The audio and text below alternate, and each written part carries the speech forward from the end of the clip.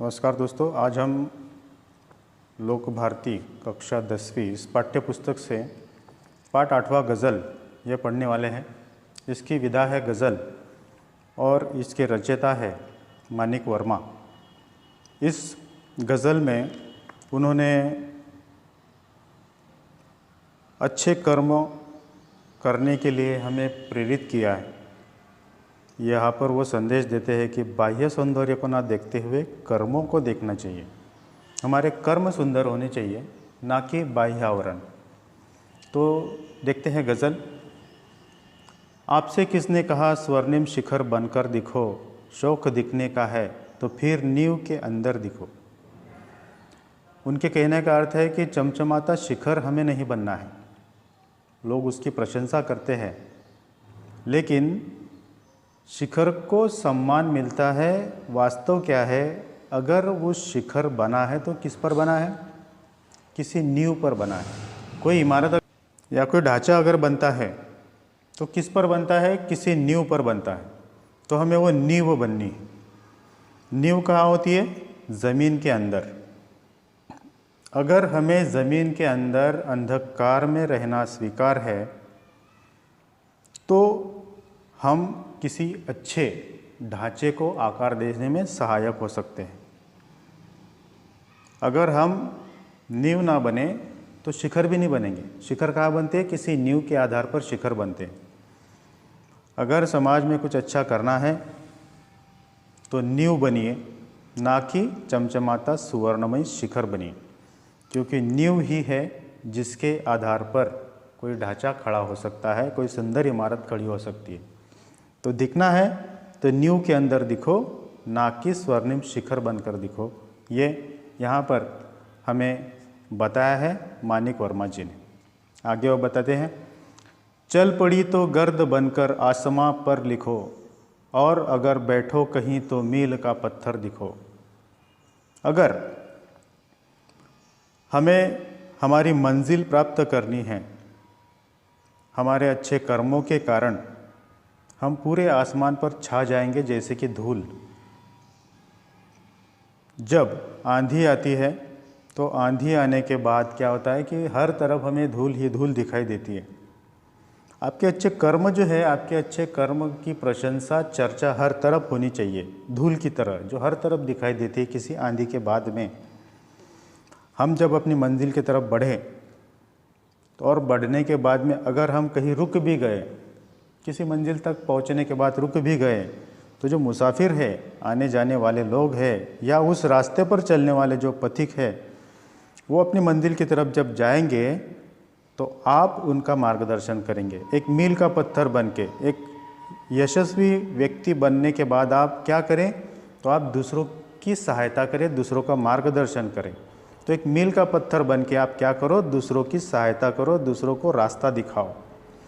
आगे कहा है, सिर्फ देखने के लिए दिखना कोई दिखना नहीं, आदमी हो तुम अगर तो आदमी बनकर दिखो। यहाँ पर हमें बताया है मानिक वर्मा जी ने कि हम इंसान हैं, ईश्वर ने हमें इंसान बनाया।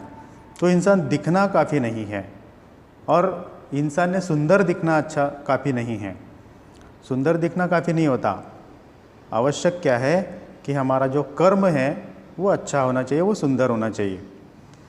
इस मानव जीवन में हमने अच्छे गुणों को प्राप्त करना चाहिए, और हमारा जो काम है वो काम मानवता के लिए सहायक हो, ऐसा काम हमारा होना चाहिए। और दूसरों की मदद करते हुए हम इस संसार में एक अच्छे मनुष्य के रूप में जाने चाहिए। जिंदगी की शक्ल जिसमें टूट कर बिखरे नहीं, पत्थरों के शहर में वो आईना बनकर दिखो। हमें ऐसा इंसान बनना है जो किसी भी परिस्थिति में विचलित नहीं होता। जिंदगी की शक्ल में टूट कर बिखरे नहीं। जीवन में कैसी भी स्थिति आए, हमें टूटना नहीं है। बिना टूटे, बिना बिखरे हर परिस्थिति का हमें सामना करना है। अपने उद्देश्य को, अपने लक्ष्य को हमें प्राप्त करना है। हमें एक आईना बनना है। पत्थरों के शहर में हमें आईना बनकर चलना है, मतलब हमें एक मार्गदर्शक बन के चलना है। आगे, आपको महसूस होगी तब हर एक दिल की जलन, जब किसी धागे सा जलकर मोम के भीतर दिखो। हमें हर एक इंसान से सहानुभूति रखनी चाहिए, और ये तब हो सकता है जब हम किसी का दर्द समझ सके, किसी का दुख समझ सके, उसके साथ रहकर उसके आपदाओं को हम समझ सकें। जिस प्रकार मोम और धागा, मोम जलती है ऐसा कहते हैं, लेकिन मोम नहीं जलती है, जलता है धागा। तो हमें वो धागा बनना है जो मोम के साथ में जलता रहता है। उसी प्रकार हमें दिन दुखियों के दर्द को समझते हुए उसको दूर करने का प्रयास करना चाहिए, और हम अपना मानव धर्म हमें अपना मानव धर्म निभाना चाहिए। मतलब जिस प्रकार से जो धागा होता है वो धागा जलता है मोम के साथ में और रोशनी फैलती है, उसी प्रकार हमें जो हमारे आसपास के जो दुखियारे लोग हैं उनका दुख दूर करना चाहिए। आगे कहे हैं वाणी कर्मा जी ने, एक जुगनू ने कहा, मैं भी तुम्हारे साथ हूँ, वक्त की इस धुंध में तुम रोशनी बनकर दिखो। जुगनू पता है क्या होता है? जुगनू होता है जो अपनी शरीर से रोशनी फैलाता है। बहुत छोटी सी रोशनी होती है, लेकिन ये छोटी सी रोशनी घने अंधकार में काफ़ी मददगार होती है। हमें वही बनना है। जब हर तरफ से असफलताएं मिलती है, असफलताओं की घोर निराशा छाई होती है, ऐसी घोर निराशा में हमें क्या करना है? छोटी सी आशा का किरण बनना है, तभी हम दूसरों का सहारा बन सकते हैं।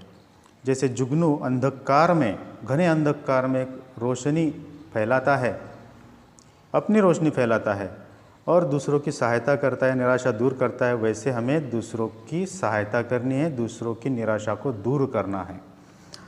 आगे कहा है, एक मर्यादा बनी है हम सभी के वास्ते, गर तुम्हें बनना है मोती, सीप के अंदर दिखो। हम जिस मानव समाज में रहते हैं वहाँ पर इंसानों के लिए कुछ सीमाएं, कुछ मर्यादाएं बंधी होती हैं। उन मर्यादाओं का हमें पालन करना है। उन मर्यादाओं में रहकर हमें क्या करना है? दूसरों की सहायता, मदद करनी है, अपनी पहचान बनानी है। जिस प्रकार कोई मोती होता है, वो मोती कैसे बनता है? वो महान कैसे बनता है? वो कीमती कैसे बनता है? क्योंकि वो सीप के अंदर होता है। वो सीप की उस मर्यादा में बंधा होता है और उस मर्यादा में रहकर वो अपने आप को ढालता है, मोती बनता है। और जब उस मर्यादा को हम खोलने के बाद देखते हैं तो उसके अंदर एक मोती, कीमती रत्न हमें देखने को मिलता है। वैसे समाज की मर्यादा में रहकर हमें मोती बनना है। हम मोती कैसे बनेंगे? अपने कर्मों के द्वारा। हमारे जो श्रेष्ठ कर्म है, उन श्रेष्ठ कर्मों के द्वारा हम समाज में अपने आप को पहचान, कीमत दिला सकते हैं, सम्मान दिला सकते हैं। तो ये कल्याण की भावना अगर हमारे अंदर बनेगी, जैसे उस मोती में थी, जैसे उस मोती ने सीप के अंदर रहकर अपने आप को ढाला, वैसे समाज की मर्यादा में रहकर हमें अपने आप को ढालना है और सम्मान के योग्य बनना है। आगे कहा है, डर जाए फूल बनने से कोई नाजुक कली, तुम न खिलते फूल पर तितली के टूटे पर दिखो। मतलब ये है कि अगर कोई कली होती है वो खिलने से डर रही है, फूल बनने से डर रही है। और डर किस बात का है? कि जब वो फूल बनेगी तो भौरा आएगा और क्या करेगा? तितली आएगी और वो तितली उसका रस चूसेगी, परेशान करेगी। तो इस परेशानी को उसको बचाना है, उस परेशानी से उस कली को, फूल को हमें बचाना है, उसका प्रयास करना है। अर्थात उसका जो डर है, उस कली का डर, वो कली का डर हमें दूर करना है।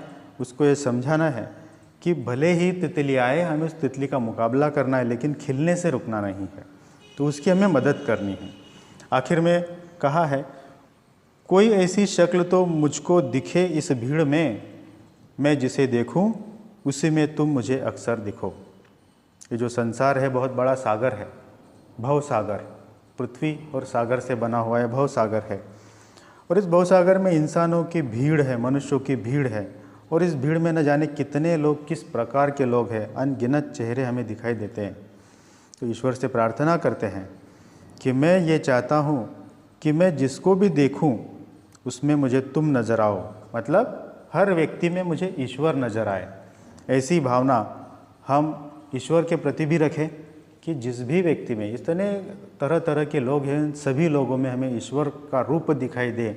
ऐसी सर्वव्यापक ईश्वर के प्रति जो भावना है, वो भावना आखिर में यहाँ पर व्यक्त की गई है। मुझे लगता है कि ये रचना आपकी समझ में आई होगी अगर नहीं आई है तो दोबारा सुनिए, पद्य को भी पढ़िए और पद्य के साथ साथ जो स्पष्टीकरण है उसको भी पढ़िए। धन्यवाद।